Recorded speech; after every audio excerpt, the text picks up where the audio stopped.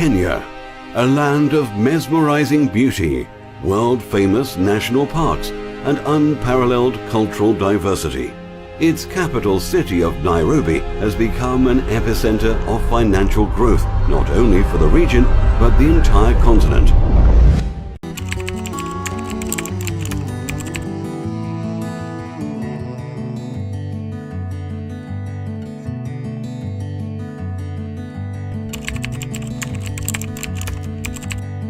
One of the largest informal settlements in Africa.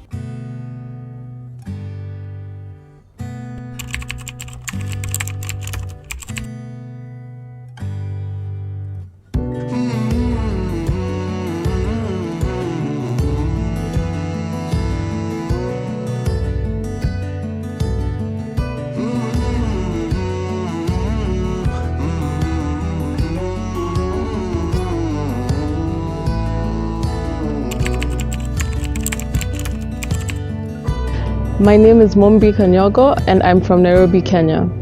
Hi, my name is Herjok Panther and I am a small town boy from Kenya, particularly Bungoma in Western Kenya. My name is David Olma and I come from Kenya.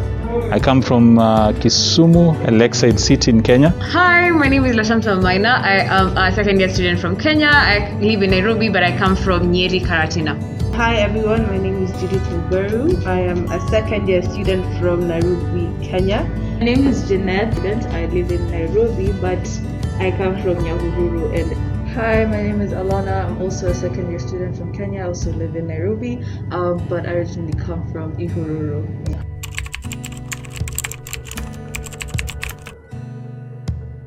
Kenya had a system of colonialism called settler colonialism, and it meant that unlike in other colonies, there was a big population of British people who came to live within Kenya, not colonial governors, but people who were just ordinary people, so people who might have been doctors or carpenters, just ordinary people who came to live in Kenya and make new homes for themselves.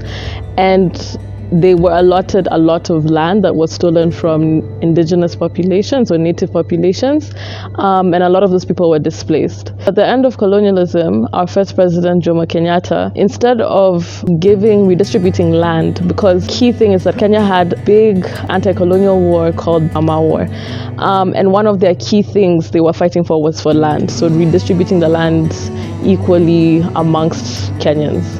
But after the end of colonialism, our first president decides that he wanted to institute a system of willing buyer, willing seller, which meant that the only people who could really access the land were the people who had money.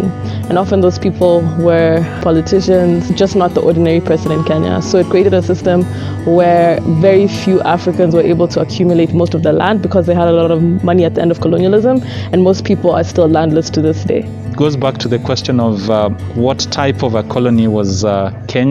So Kenya was actually a settler economy, and being a settler economy, land was actually taken away, and prime land was taken away from Kenyans, and Kenyans were pushed into reserves, what we call the reserves. These were semi-arid or dry areas that did not really support agriculture. Kenyans were forced into these semi-arid areas, had to be the source of labor for these highlands and prime land that were taken away from them.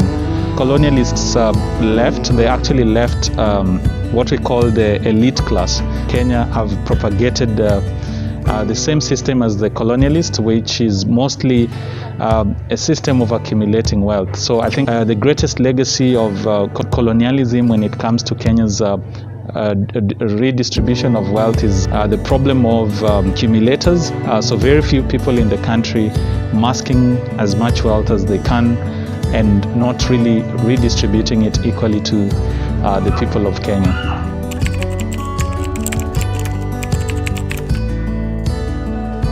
I don't think I have enough information to make any claims about that. I do think, especially this past year with the pandemic and all, the income inequalities have been amplified and exacerbated by the pandemic and brought more to light. Definitely, and I think that has to do with, one, the land situation, who owns the land and therefore who is getting the most profit out of production processes, and therefore It also defines who has to keep working on this land, often for less and less remuneration. Education is becoming more expensive, healthcare is more expensive, and so a lot of people are losing money over things that should actually just be, or cannot even access the things that would allow them to survive. I would say that that's the case for Kenya, especially because the government is not putting in place enough measures to ensure that there's equity or there's equality in terms of redistribution of the wealth of that country. There's been constitutional attempts to ensure that there's equal redistribution of the national resources. This is actually quite insufficient, and it's not been properly achieved, even with the regional governments that are now constituted in the country. The wealth still goes nationally, and it's redistributed based on some quota system that is not quite working efficiently for that country.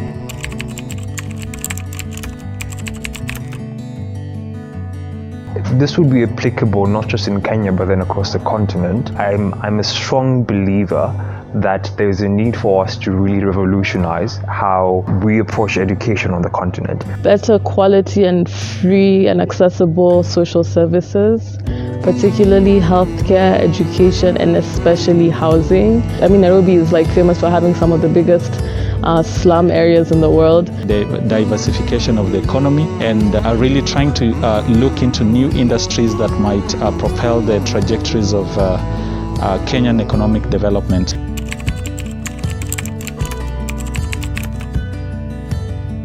Apart from colonialism, definitely did play a significant role in. Currently, there's a lot of other factors that have played into it over the past few decades since we got independence. It's from natural things like the land, location of